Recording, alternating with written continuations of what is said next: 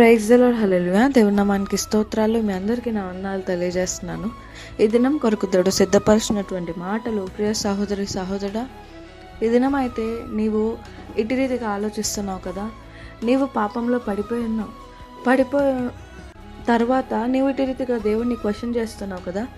దేవా, నేను ఎందుకు పాపంలో పడిపోతానని తెలుసు కదా, తెలిసినా కూడా నువ్వెందుకు నన్ను ఆపలేదు, నువ్వు నన్ను ఎందుకు వెళ్ళకుండా పాపం చేయనుకుండా నాకు ఎందుకు హెచ్చరిక చేయలేదు అని చెప్పి దేవుడిని క్వశ్చన్ చేసేలాగా నువ్వు ఉన్నట్లయితే పరిశుద్ధాత్మ దేవుడు ఈ దినం నీతోనే మాట్లాడుతున్నాడు. మనం బైబిల్ గ్రంథంలో మనం చూసుకున్నట్లయితే మనము సంసోన్ని ఒకసారి చూద్దాము. సంసోన్ని మనం చూసుకున్నట్లయితే ఆయన మొదటిగా ఒక ఆమెను ప్రేమించాడు.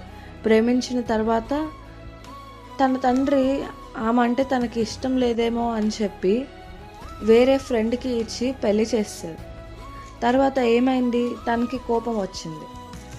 తర్వాత ఏమైంది, ఒక వేశ్యను చూశాడు. ఫిలిస్తీన్లో వేశ్యను చూసి మోహించాడు. మోహిస్తా అట్లా ఉన్నప్పుడు ఫిలిస్తీన్లు కనుగొన్నారు, ఇక్కడ సంసోను ఈ యొక్క స్త్రీ దగ్గరికి, దెలీలా దగ్గరికి వస్తున్నాడు అని చెప్పి కనుక్కొని ఆమెని అడిగారు, నీవు అతన్ని లాలించి నువ్వు అతని యొక్క బలం ఎక్కడ ఉందా అని చెప్పి కనుక్కొని మాకు చెప్పాలి అనగా తను అట్లానే ఓకే అంటది. వాళ్ళు ఇచ్చినటువంటి ఆఫర్ని యాక్సెప్ట్ చేసి ఓకే అంటది. అట్లానే తను అడుగుతుంది, నీ బలం ఎక్కడ ఉంది, నీకు శక్తి ఎక్కడి నుండి వస్తుంది అంటే 3 సార్లు తను ఏం చేస్తాడు, అబద్ధం చెప్తాడు, ఏదో ఒక సాకు చెప్తాడు. అయితే ఇప్పుడు 3వసారి తర్వాత తను అంటది, నేను నన్ను ప్రేమించట్లేదు కదా, నేను నిన్ను ప్రేమిస్తున్నాను, ముమ్మార్లు నన్ను మోసపరిచితివి, ఈసారైనా చెప్తావా నీ బలం ఎక్కడుందో అని చెప్పి మాట్లాడినప్పుడు అప్పటికే 3 సార్లు విసిగిపోయి ఉన్నాడు. విసిగిపోయి ఉన్నప్పుడు 4వసారి ఏం చేశాడు, నా బలం ఎక్కడ, నా తల్లి గర్భంలో ఉన్నప్పుడే ఇట్లా నాకు హెయిర్ కట్ అనేది చేయించొద్దా అని చెప్పారు అని చెప్పినప్పుడు, నా బలం నా యొక్క హెయిర్లోనే ఉంది అని చెప్పినప్పుడు ఆ యొక్క స్త్రీ వెళ్ళి ఫిలిస్తీన్లకు చెప్పింది. సంసోను అక్కడ బంధించబడినటువంటి వ్యక్తిగా ఉన్నాడు.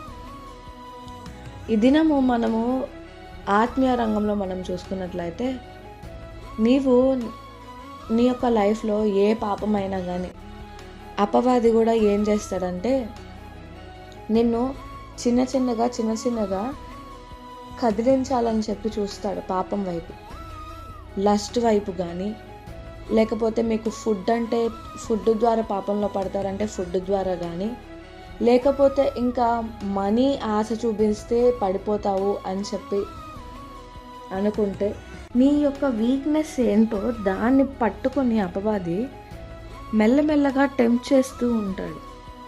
టెంప్ట్ చేస్తూ ఉన్నప్పుడు నువ్వు ఏం చేయాలి, ఆ యొక్క స్థలం నుండి నువ్వు వెళ్ళిపోవాలి. ఆ యొక్క పర్సన్స్తో నీవు కట్ చేసుకునేటువంటి వ్యక్తిగా ఉండాలి. ఆ పరిస్థితుల నుండి నువ్వు దూరంగా వెళ్ళిపోయేటువంటి వ్యక్తిగా ఉండాలి. కానీ సంసోను లాగా నీవు కూడా అక్కడ ఆమె అడుగుతున్నది ఏంటి అని చెప్పి తెలుసు సంసోనికి, నా బలం గురించి అడుగుతుంది, ఈమె ఫిలిస్తీన్ల దేశంలో ఉన్నటువంటి వేశ్య అని చెప్పి దేవుని చేత అభిషేకం పొందినటువంటి వ్యక్తే. దేవుడు కూడా 3 ఛాన్సెస్ ఇప్పుడు తన ద్వారా మాట్లాడించారు. ఇట్లాగా చెప్పు అట్లాగా చెప్పు అని చెప్పి సంసోను 3 సార్లు సాగు చెప్పి తప్పించుకున్నప్పటికీ కూడా 4వసారి కూడా తప్పించుకుంటా అనుకున్నాడు. కానీ విసిగిపోయి చెప్పేస్తే ఏమైందిలే అని చెప్పి అంటే ట్రస్ట్ చేస్తున్నాడు. అంటే ఆమె అంతలాగా సంసోన్ని నమ్మించింది, ప్రేమిస్తున్నాను అని చెప్పి నమ్మించి అతను విసిగిపోయేలాగా చేసి అతనితో సీక్రెట్ అనేది రివీల్ చేయించుకుంది. ఈ దినం కూడా అపవాది ఏం చేస్తున్నాడంటే మెల్లమెల్లగా నిన్ను పాపంలో పడివేయడానికి, నిన్ను దేవుళ్ళలో నుండి విశ్వాసంలో నుండి డీవియేట్ చేయడానికి మెల్లమెల్లగా పాపంని నీకు ఇంజెక్ట్ చేస్తున్నాడు. ఇంజెక్ట్ చేస్తూ ఇప్పుడు నీ దగ్గరికి అప్రోచ్ అయ్యే పర్సన్స్ వాడి యొక్క సంబంధం అయ్యి ఉండొచ్చు. డెలీలా కూడా ఏం చేసింది, ఫస్ట్ ట్రస్ట్ బిల్డ్ చేసుకుంది సంసోన్ దగ్గర. నేను ఇట్లా ప్రేమిస్తున్నాను, ఇట్లా ఇష్టపడుతున్నాను అని చెప్పి తనతో ఉంటూ సంసోను దగ్గర ట్రస్ట్ బిల్డ్ చేసుకుంది. అంటే టెస్ట్ చేసింది, నిజంగా నన్ను ట్రస్ట్ చేస్తున్నాడా లేదా అని చెప్పి. తను ఒక్కసారి కాదు, 2 సార్లు కాదు, 3 సార్లు కాదు, 3 సార్లు అడిగింది. అడిగినప్పటికీ చెప్పకపోయేసరికి ట్రస్ట్ ఎంత ఉంది అని చెప్పి ఒక ఐడెంటిఫై చేయడానికి అడిగింది. అడిగినప్పుడు సంసోన్ ఆ యొక్క ట్రాప్లో ఫాలో అయిపోయాడు. ఇప్పుడు ఈ దినం కూడా మనం చూసుకున్నట్లయితే, ఈ దినం అపవాది కూడా ఏం చేస్తున్నాడు అంటే చిన్న చిన్నగా పాపంని ఇంజెక్ట్ చేస్తున్నాడు. మేబీ నీకు లస్ట్ అనేది ఒక వీక్నెస్గా ఉందా, అయితే ఒక స్త్రీ ద్వారా కానీ ఒక పురుషుని ద్వారా కానీ నిన్ను మోసపరుద్దాం అనుకుంటున్నాడు, పాపంలో పడివేయాలనుకుంటున్నాడు, నీ యొక్క పవిత్రతను తీసివేయాలనుకుంటున్నాడు. నీకు ఫుడ్ అనేది టెంప్టేషనా, నీ యొక్క ఫాస్టింగ్లో ఉన్నప్పుడు నిన్ను మెల్లమెల్లగా ఫుడ్ వైపు నీ యొక్క ఆలోచనలు మళ్ళీలాగా, ఫాస్టింగ్ ఉన్నప్పుడు కూడా పాపం అనేది ఆలోచించడం కూడా ఇష్టం ఉండదు. కానీ అపవాది ఏం చేస్తాడంటే ఆ టైంలోనే ఎక్కువ పాపం గురించి ఆలోచించేలాగా నీ యొక్క వీక్నెస్ని బట్టి నిన్ను టెంప్ట్ చేయాలని చెప్పి ట్రై చేస్తూ ఉంటాడు. నీ యొక్క వీక్నెస్ అనేది మనీ అయి ఉండొచ్చా? ఇస్కరియోతు యూదా కూడా మనీకి ఆశపడి యేసుప్రభుని అమ్మివేద్దామని చెప్పి అనుకుని చివరికి తనకు తానే ఊరేసుకున్నట్టు మనం చూస్తాం.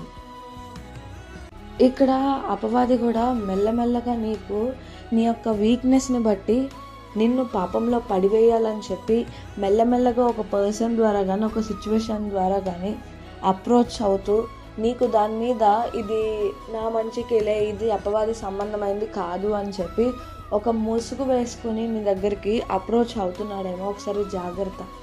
దెలీలా లాగా నీ దగ్గరికి కూడా అప్రోచ్ అవ్వాలనుకుంటున్నాడేమో అపవాది. జాగ్రత్తగా ఉండని చెప్పి దేవుడు తెలియజేస్తున్నాడు. అప్రోచ్ అయ్యి నమ్మకం బిల్డ్ చేసి నిన్ను కూడా సంసోన్ని పడేసినట్టు నిన్ను కూడా పడేయాలని చెప్పి అపవాది ట్రై చేస్తున్నాడు. అందుకోసమే దేవుడు ఈ దినం నీతో మాట్లాడుతున్నారు.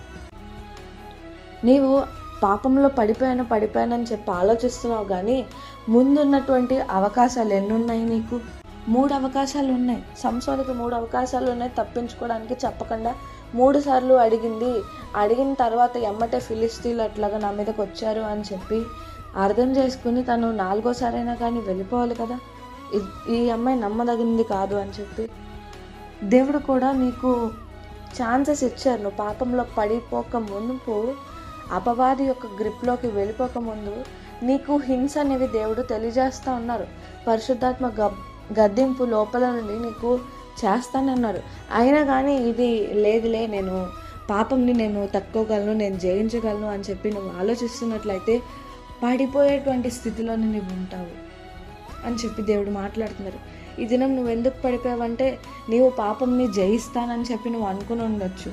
నేను పాపంని జయిస్తాను, ఇది చిన్నదే, ఐ కెన్ మేనేజ్ అని చెప్పి నీవు వాటిని ఎదుర్కొనేలాగా ఉంటున్నావు. కాబట్టే అపవాది కూడా నేను మంచియే, నేను ఏమి అపవాది సంబంధం కాదు, నేను పాపంలో పడేయట్లేదు అని చెప్పి మంచి అనే రూపం వేసుకుని నీ దగ్గరికి వచ్చి ట్రస్ట్ బిల్డ్ చేసి నేను పాపంలో పడేస్తుంది.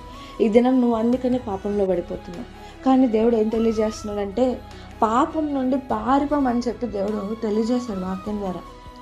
దేవుడు పాపంని, లస్ట్ని, ఇంకా ఏదైనా కానీ దాని నుండి, పాపం నుండి దేవుడు పారిపోమని చెప్పి దేవుడు తెలియజేస్తున్నాడు. పాపంని ఎక్కడ ఫైట్ చేయమనలేదు. ఇక్కడ మనం బైబిల్ గ్రంథంలో ఇంకో ఎగ్జాంపుల్ మనం చూసుకున్నట్లయితే యోసేపు ఉన్నాడు. యోసేపు కూడా తన యొక్క యజమాని యొక్క భార్య తన్ని శోధిస్తూ ఉంది, నాతో మోహించు అని చెప్పి తన మీద ఆశపడి అడుగుతూ ఉంది. అంటే మేబీ యోసేపుకి కూడా తెలుసు కదా తను ఎట్లా చూస్తుంది, తను ఎట్లాగా ట్రై చేస్తుంది అని చెప్పి యోసేపుకి కూడా తెలుసు. బట్ ఆ ఛాన్సెస్ ఉన్నాయి, ఇప్పుడు పాపంలో పడిపోయే ఛాన్సెస్ ఉన్నాయి. కానీ తప్పించుకుంటా వచ్చాడు. ఇప్పుడు సంసోన్ లాగా యోసేపుకి కూడా ఛాన్సెస్ ఉన్నాయి, 3 ఛాన్సెస్. తను ఇప్పుడు ఎట్లాగా తను తప్పించుకున్నాడు, యోసేపు కూడా అట్లాగా పరిస్థితులు అనేవి ఎదుర్కొని ఉండొచ్చు కదా. యజమాని రోజు బయటకు వెళ్తూ ఉన్నప్పుడు ఆ ప్రతిరోజు ఆమె యోసేపుని శోధిస్తూ ఉండొచ్చు కదా, ఏ రీతిగా అయినా కానీ. కానీ ఆ యొక్క ఛాన్సెస్ అన్నీ తను కూడా బయటకు పడ్డాడు. ఆ ఛాన్సెస్ నుండి గెట్టినయ్యాడు. కానీ లాస్ట్ ఛాన్స్ ఇప్పుడు సంసోన్ ఎక్కడ పడిపోయాడు? 4th ఛాన్స్లో పడిపోయాడు. ఇంకా విసిగిపోయి అబ్బా చెప్పేసి సరిపోయిద్దిగా అని చెప్పి విసిగిపోయి చెప్పేశాడు, పాపంలో పడిపోయాడు. ఇక్కడ యోసేపు అట్లా చేయలేదు. ఆమె తన యొక్క బట్టలు యజమాని లేనప్పుడు తన యొక్క బట్టలు పట్టుకొని నాతో మోహించు అని చెప్పి బలవంతం చేసినప్పుడు యోసేపు ఏం చేశాడంటే తన యొక్క చొక్కాను అలాగా ఆమె చేతికి ఇచ్చి అక్కడి నుండి పారిపోయినట్టు మనం చూస్తాం.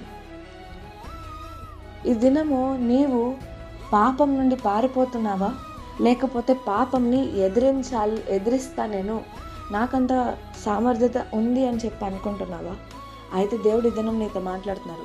నీవు అపవాదిని ఎదిరించాలి, నీవు లస్ట్ని ఎదిరించాలి, మోహాన్ని ఎదిరించాలి, పాపంని ఎదిరించాలి అనుకున్నట్లయితే నువ్వు పాపంలో పడిపోయేటువంటి వ్యక్తిగా ఉంటావు.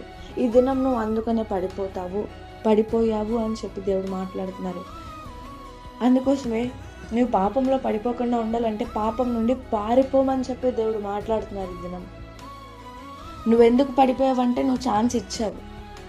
ఛాన్స్ ఉన్నా కానీ నీవు దేవుడు ఎన్నిసార్లు 3 సార్లు అవకాశాలు నీకు హింసిస్తున్నా కానీ నీవు దాన్ని ఎదిరించగలవు. నేను 3 సార్లు ఎదిరించాను కాబట్టి నేను 4వ సారి కూడా నేను తట్టుకోగలనని చెప్పి నువ్వు పాపం ఎదిరించాలనుకుంటున్నావు. కాబట్టి అపవాది నిన్ను తన యొక్క ట్రాప్లోకి లాగేశాడు. నువ్వు అందుకే వాడి యొక్క ఉచ్చులో పాపంలో పడిపోయావని చెప్పి దేవుడు మాట్లాడుతున్నాడు. కానీ యోసేపు చేసినట్టు నీవు ఈ దినము పాపంలో పడిపోకుండా ఉండాలి అంటే వీక్నెస్లోకి ద్వారా అపవాది లాగేటువంటి ట్రాప్స్లో నువ్వు పడిపోకుండా ఉండాలంటే నువ్వు పాపం నుండి యోసేపు లాగా పారిపోయేటువంటి వ్యక్తిగా ఉండాలని చెప్పి దేవుడు మాట్లాడుతున్నారు. దేవుడు ఒకటే మాట తెలియజేస్తున్నారు. ఈ దినం నువ్వు పాపంలో పడిపోయావు అని చెప్పి బాధపడుతున్నావు, కానీ అంతకుముందు నీకు ఎన్నో అవకాశాలు ఎన్నో హింట్లు ఇచ్చారు దేవుడు. ఇచ్చినా కానీ నువ్వు ఎదిరిద్దాము నీ యొక్క శక్తి ద్వారా అనుకున్నావు, కానీ దేవుడి దినం ఒకటే మాట్లాడుతున్నారు. నువ్వు పడిపోయావు, ఓకే, నేను మరలా రీస్టోర్ చేస్తా. కానీ నీవు ఈసారి నువ్వు చేయాల్సింది ఏంటంటే సంసోనులాగా పాపాన్ని అనుకోకూడదు, కానీ యోసేపులాగా పాపం నుండి పారిపోయేటువంటి వ్యక్తిగా నీవు ఉండాలని చెప్పి దేవుడు మాట్లాడుతున్నారు. ఓకే, నువ్వు పాపంలో పడిపోయావా? ఓకే, దేవుడు అంటున్నారు నీకు పాపం నుండి జయిద్దామని చెప్పి అపవాది కలిగించినటువంటి గుడ్డితనంలో పడిపోయి నువ్వు పాపంలో పడిపోయావు. నువ్వు మరలా తప్పు తెలుసుకున్నావు, నా దగ్గరికి వచ్చి రిపెంట్ అయ్యి రీస్టోర్ చేయమంటే నేను మరలా రీస్టోర్ చేస్తానని చెప్పి దేవుడు మాట్లాడుతున్నారు. దేవుడి దినం నీకు ఒక వార్నింగ్ ఇస్తున్నారు. వినేటువంటి నీవు ఏ పరిస్థితుల్లో ఉన్నావు? ఇంకా టెంప్టేషన్ పీరియడ్లో ఉన్నావా? లేకపోతే 3-4 సార్లు పాపం ఎదిరించి ఉన్నావా? లేకపోతే 4th స్టేజ్లో ఉన్నావా? ఒకసారి పరిశీలన చేసుకో. లేకపోతే పాపంలో పడిపోయినటువంటి వ్యక్తిగా ఉన్నావా? అయితే దేవుడు నీవు స్టేజెస్లో ఉన్నట్లయితే పాపం నుండి దాని నుండి పారిపో. అది అపవాది సంబంధమైంది, వాడి యొక్క ఉచ్చులోకి లాగుదామని ప్రయత్నిస్తాడని చెప్పి దేవుడు మాట్లాడుతున్నారు. కానీ నువ్వు పాపంలో పడిపోయి ఉన్నావా? అయితే దేవుడి దగ్గరకు వచ్చి నీ యొక్క తప్పు ఒప్పుకో. దేవా, నువ్వు ఎన్ని సార్లు హెచ్చరించినా కానీ నేను దాన్ని ఎదిరిస్తానని చెప్పి ఎదిరించి పడిపోయానయ్యా, ఇది నా తప్పేనయ్యా, నన్ను క్షమించయ్యా, నన్ను రీస్టోర్ చేయయ్యా అని నువ్వు ప్రార్థించినప్పుడు దేవుడు మరలా నేను రీస్టోర్ చేస్తానని మాట్లాడుతున్నాను. ఇది నా దేవుడు తెలియజేసేది ఒకటే, సంసోనులాగా నువ్వు పాపంని ఎదిరించద్దు, కానీ యోసేపులాగా నువ్వు పాపం నుండి పారిపోయేటువంటి వ్యక్తిగా నీవు ఉండాలి. ఎదిరించద్దు, రన్ ఫ్రమ్ సిన్ అని చెప్పి దేవుడు మాట్లాడుతున్నారు.